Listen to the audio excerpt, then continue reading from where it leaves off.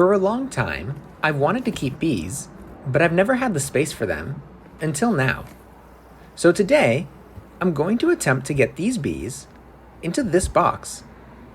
What I'm holding is what's commonly called a package of bees, and it's typically made up of a box with screens, a feeder, 10,000 bees, and of course, a queen bee in her own special container.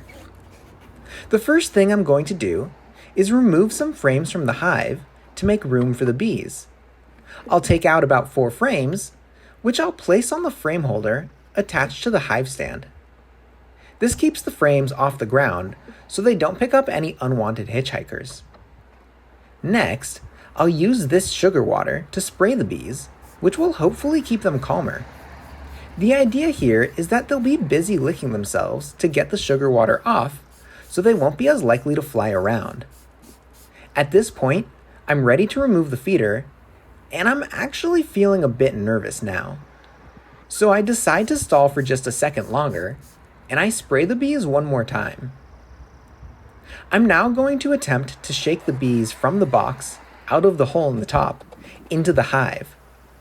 As I do this, I'm finding that the box is more awkward to handle than I had thought it would be.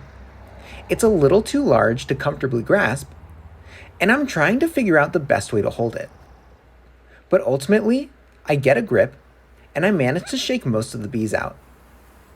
At this point, there's a lot of bees flying around, and I'm really glad that I have my bee suit on. So I decided to put down the now mostly empty package. Next, I needed to deal with the queen. The queen is kept separate while she's in the package for her own protection, just in case the worker bees haven't accepted her yet. The separate container is usually capped with some cork, so I needed to remove it and replace it with a marshmallow. The marshmallow won't be very difficult for the bees to remove, but it should buy a little time so that I can get the hive closed before the queen gets out. Hopefully, this will prevent the queen from flying away or getting accidentally smashed. And now I was ready to put the frames back in the hive. As I did this, I was really excited to see that the bees were crawling all over the frames that were already in the hive. I just need to give the bees some food to jumpstart this colony. I start by placing some prepared hard candy that I had made this morning, specifically for the bees. I do this because the temperatures are supposed to be cold for the next couple of days, and bees won't accept liquid feed when it's colder than 50 degrees Fahrenheit. Next, I'll add some pollen patty that came with the bees. The pollen patty is a source of protein which the bees need to produce workers. Lastly, I'll add the feeder from the package, which is still about half full, so that the bees can have liquid feed for when the weather warms up in 4 days. Now that I've added the feed, I'll need to add a spacer for the lid, and I'll just use another hive box.